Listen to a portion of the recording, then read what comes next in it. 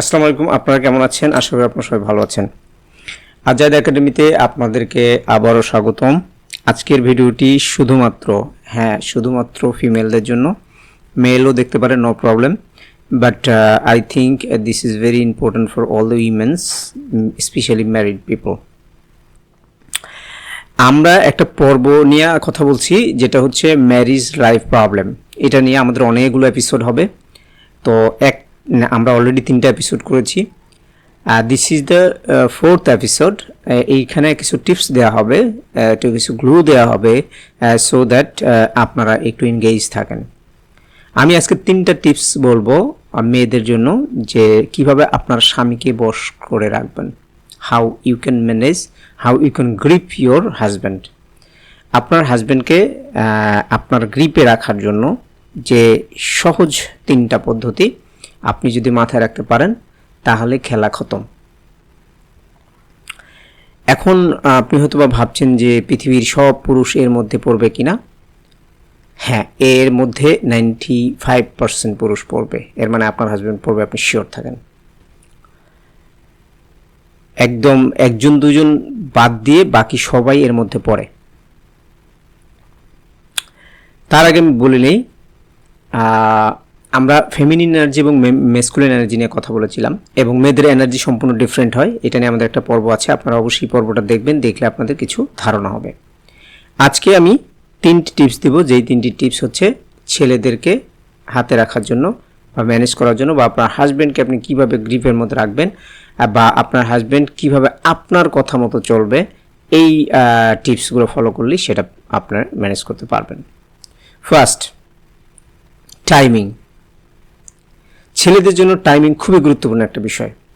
এখন আপনি তো ভাবছেন যে বেডের টাইমিং, এভরি টাইমিং। একটা পুরুষ মানুষ প্রত্যেকটা সময় একটা নির্দিষ্ট পরিমাণ কাজ করে। হয় সে কোনো একটা বিষয় নিয়ে চিন্তা করে, অথবা সে কোনো একটা কাজ করে। সে যখন কাজ করে, সেই কাজটাই তার কাছে তখন সবচেয়ে গুরুত্বপূর্ণ। আপনার দুঃখ, বেদনা, ব্যথা সব তার কাছে গুরুত্বপূর্ণ, কিন্তু তার কাজটা তার কাছে বেশি গুরুত্বপূর্ণ। সো আপনি যে কোনো সময় যে কোনো গল্প নিয়ে তার কাছে যাবেন না। পুরুষ মানুষ আগে দেখবেন যে সে আপনার জন্য ফ্রি আছে কিনা। সে যখন ফ্রি থাকবে, সে নিজে এসে আপনাকে বলবে যে tell me what you want to say. তখন সে নিজে এসে আপনার সামনে বলবে, তখন আপনি আপনার গল্প বলবেন। আমি জানি যে একটা মেয়ে মানুষের সারা দিনে 5000 ইউনিট কথা বলার থাকে, একটা ছেলের কথা বলার ইউনিট থাকে হচ্ছে 3000, এবং সে অফিসেই বা বাইরেই প্রায় 2500 শেষ করে থাকে। তার হাতে তেমন কথা বলার মতো কিছু থাকে না। কিন্তু মেয়েদের প্রচুর কথা বলার কথা জমা থাকে, যেটা সে তার হাজব্যান্ড ছাড়া কারোর সাথে শেয়ারও করে না, এবং তার হাজব্যান্ডকে বলার চেষ্টা করে। এবং সে যখন আসে, তখনই সে গড় করে বিভিন্ন ধরনের কথা বলা শুরু করে দেয়। এইখানে পুরুষ মানুষ বিরক্ত হয়ে যায়, কারণ সে একটা অফিসের টেনশন, একটা ব্যবসার টেনশন, একটা বিভিন্ন বিষয় নিয়ে সে চিন্তিত অবস্থায় কিন্তু বাসায় ঢোকে। এই মুহূর্তে আপনার কাজ হচ্ছে তাকে রিসিভ করা, এবং খুব স্মাইলিং ফেসে তাকে রিসিভ করা, এবং ওয়েট করা তার সময়ের জন্য। Timing is very important. ইন্টিমেসির ক্ষেত্রেও আমি আমার একটা ভিডিওতে আমি এটা বলেছি যে timing is very important. So ওই টাইমিংটা আপনাকে বুঝতে হবে যে timing really matters to every ম্যানের ক্ষেত্রে টাইমিং খুবই গুরুত্বপূর্ণ একটা বিষয়।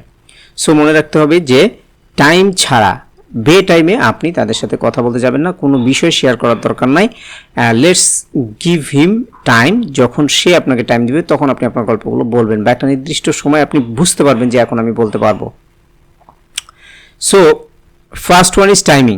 টাইমিং নিয়ে যদি আপনাদের কোনো ধরনের কোয়েশ্চেন, প্রশ্ন, কোনো আগ্রহ, কোনো কিছু থাকে, কমেন্ট করবেন, অথবা আমার ইনবক্সে যাবেন, আমাকে জিজ্ঞেস করবেন। আমি টাইমিং নিয়ে আরও ডিটেল বলবো। একটা ভিডিওতে টাইমিংটা পুরোটা বোঝানো সম্ভব নয়, তবে শুধু মনে রাখবেন যে timing is very important for পুরুষ মানুষের জন্য সময় খুবই গুরুত্বপূর্ণ। এই সময় মানে টাইমিং মানে সময় না, কিন্তু টাইমিং অর্থাৎ নির্দিষ্ট সময় নির্দিষ্ট কাজ তারা করতে পছন্দ করে, এবং আপনাকে প্রতিটা কাজ করতে হবে নির্দিষ্ট টাইম অনুসারে। আন্দাজে আপনি যখন সময় ইমোশনাল হলে হবে না। পুরুষ মানুষ সবসময় ইমোশনাল হয় না, নির্দিষ্ট সময় ইমোশনাল হয়, এবং আপনাকে সেই টাইমটা খুঁজে বের করতে হবে। পুরুষ মানুষকে কথা বলতে গেলে একটা নির্দিষ্ট টাইমে বলতে হবে, আপনি সব সময় একই গল্প করলে হবে না। First one. সেকেন্ড হচ্ছে টাচ। টাচ হচ্ছে পুরুষ মানুষ স্বভাবতই মেয়েদের টাচ বা ইন্টিমেসি পছন্দ করে। লাভ পছন্দ করে। আপনি যদি আপনার পুরুষকে জড়িয়ে ধরতে পারেন, কিস করতে পারেন, তাকে তার গায়ের মধ্যে হাত দিতে পারেন, তার হাত ধরে বসতে পারেন, he will become, say normal হয়ে যাবে এবং আপনাকে টাইম দেবে। ওই যে আমি টাইমের কথা বললাম, যখন তখন টাইম কিন্তু আপনি বের করতে পারবেন, বাট আপনাকে টাচ করতে হবে। অর্থাৎ ফিজিক্যাল রিলেশনশিপ, অর্থাৎ একটা পুরুষের যে ফিজিক্যাল রিলেশনের যে নিডটা, এটা যদি আপনি ফিল আপ না করেন বা এটাতে যদি আপনার কোনো ব্যাঘাত ঘটে, এই পুরুষকে আপনার তার সাথে আপনার খিটমিট লেগেই থাকবে এবং তার সাথে রিলেশন ভালো হবে না। Intimacy is very important for mail.